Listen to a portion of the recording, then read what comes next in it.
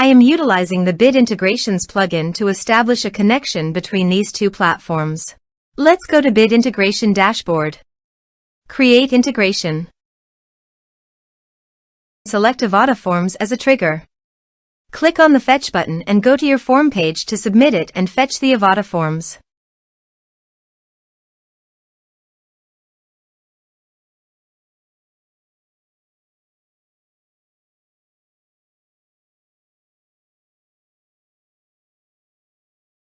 Submit it. Form submitted successfully. Now go to your integration site and here you can see that the Avada Forms fetched successfully.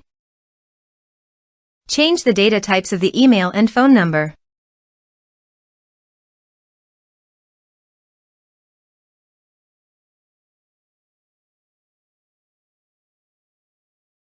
Set action. Now select action. Academy LMS. Connect. Next. Choose an actions. Choose course. Here are some advanced features in conditional logic. You can use it for your own requirement. Next. Finish and save it. Go to your Academy LMS dashboard and you can see here I have already enrolled 3 students in the courses. Now go to your other logged in user. Now visit your form page, fill it out, and submit it.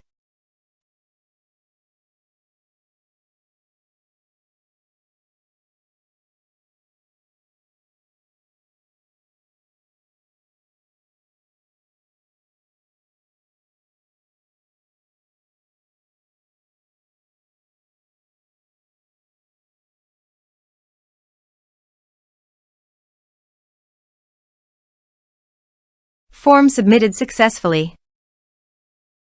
Go to your course page and you can see that enrolled successfully here.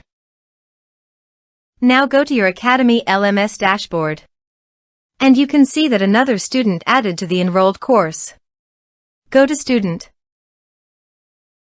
Here you can see the data came successfully in the Academy LMS.